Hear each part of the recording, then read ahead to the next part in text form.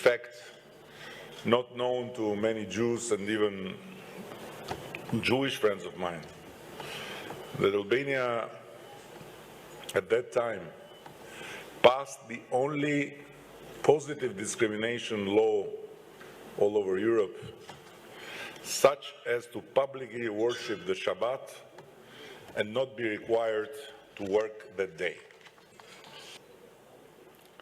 What Albanians from all confessions and all social strata, from the king to the shepherd, have done to rescue Jews and to ensure the welfare of remnant of the people of Israel until the thunderstorm cleared, empowers our consciousness that as a people we are created for great deeds which can make us worthy to one another and worthy to the entire mankind.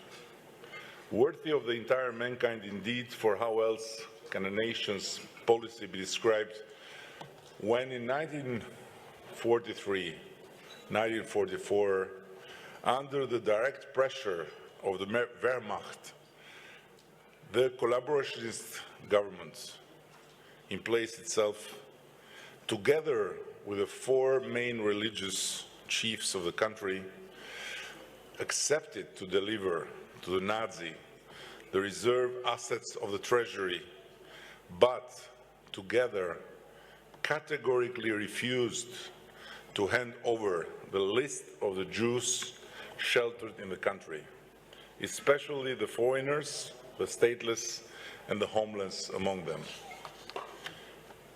As the identification of all the Jews that forced to leave their homes during the Nazi anti-Semite breakthrough found shelter and protection in Albania and had their lives saved from exterminations comes to completion, we become more and more certain that the number of the Jews rescued in Albania is much more considerable than the number of 2,265 displayed since 2005 at the Memorial Museum of Holocaust. And last year, I had the honor to give to the Honorable Director of Yad Vashem the new list of 3,750 names.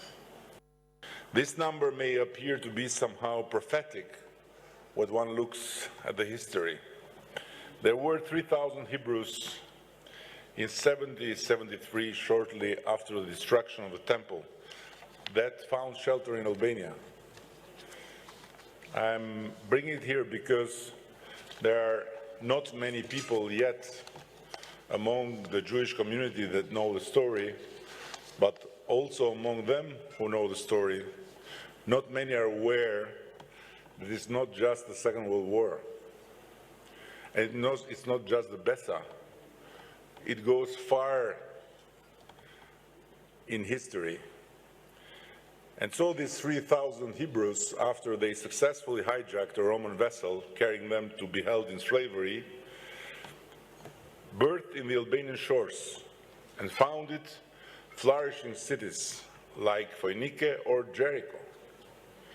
About 3,000 were also the Sephardim Jews, fleeing the Reconquista in Spain and Portugal at the end of the 15th century, to whom Albania and especially the urban area of Vlora offered freedom, security, and prosperity. In 2018, we opened a small but nice museum called Solomon in Berat, dedicated to the history of the Jews in Albania.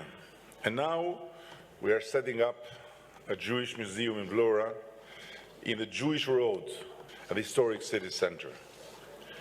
In this city, an important center of the Albanian Jewish community, there was for many years a Jewish-owned cafe called Israeli Patisserie.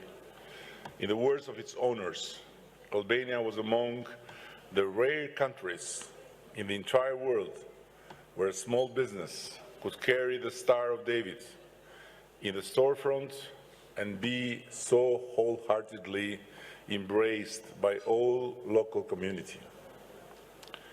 And it's not by chance that we choose Vlora as a city.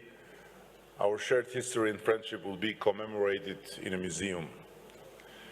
The Albanian Jewish Museum will be a modern institution that will keep this history alive and will show future generations that Albanian hospitality is not a mere expression. But in the same time, we are working to build in the center, in the heart of our capital city, a Jewish cultural center